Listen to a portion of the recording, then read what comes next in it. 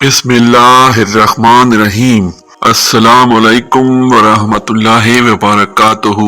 یہ سادہ کہانی ایک طاقتور سبق پر مشتمل ہے۔ آپ کے حوصلہ افزا الفاظ کسی کو اوپر اٹھا سکتے ہیں اور دن بھر اس کی مدد کر سکتے ہیں۔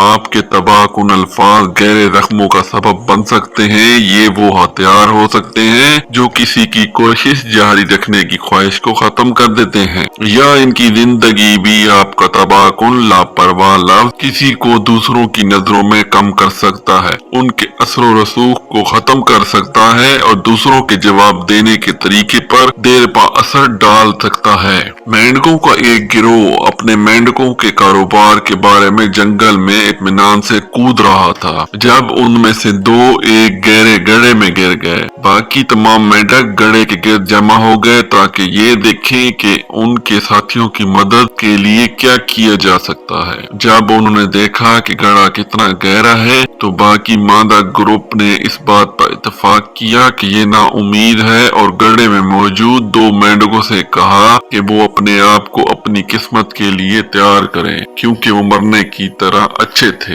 اس ہولناک انجام کو قبول کرنے کے لیے تیار نہ ہوئے دونوں مینڈک اپنی پوری طاقت کے ساتھ کودنے لگے۔ مینڈکوں میں سے کچھ نے گڑھے میں چیخ کر کہا کہ یہ نا امید ہے، اور یہ کہ دونوں مینڈک اس صورتحال میں نہ ہوتے اگر وہ زیادہ محتاط مینڈک کے اصولوں کے زیادہ فرمانبردار اور زیادہ ذمہ دار ہوتے۔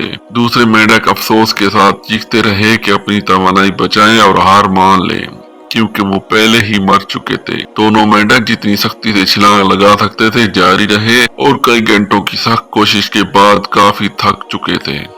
آخرکار مینڈکوں میں سے ایک نے اپنے ساتھیوں کی پکار پر دھیان دیا۔ خرچ اور مایوسی کے سوا اس نے خاموشی سے اپنے آپ کو اپنی قسمت کا فیصلہ کیا، گڑھے کے نیچے لیٹ گیا اور اس طرح مر گیا جیسے دوسرے لوگ بے بسی کے غم میں دیکھ رہے تھے۔ دوسرا مینڈک اپنی توانائی کے ہر اونس کے ساتھ چھلانگ لگاتا رہا، حالانکہ اس کا جسم درد سے لپٹا ہوا تھا اور وہ مکمل طور پر تھک چکا تھا۔ اس کے ساتھیوں نے ایک نیا آغاز کیا، اس کے لیے اپنی قسمت کو قبول کرنے، درد کو روکنے اور صرف مرنے کے لیے چیخنا شروع کیا۔ تھکے ہوئے مینڈک نے مشکل سے مشکل چھلانگ لگائی اور حیرت کا تعجب آخرکار اتنی اونچی چھلانگ لگائی کہ وہ گڑھے سے اچھل پڑا۔ حیران ہو کر دوسرے مینڈکوں نے اس کی معجزانہ آزادی کا جشن منایا اور پھر اس کے گرد جمع ہو کر پوچھا، جب ہم نے آپ کو بتایا کہ یہ ناممکن ہے تو آپ کودتے کیوں رہے؟ ان کے ہونٹوں کو پڑھتے ہوئے حیرت زدہ مینڈک نے انہیں سمجھایا کہ وہ بہرا ہے، اور جب اس نے ان کے اشاروں اور چیختے ہوئے دیکھا تو اسے لگا کہ وہ اس کی خوشی منا رہے ہیں۔ جس چیز کو اس نے حوصلہ افزائی کے طور پر سمجھا تھا، اس نے اسے مزید کوشش کرنے اور تمام مشکلات کے خلاف کامیاب ہونے کی ترغیب دی۔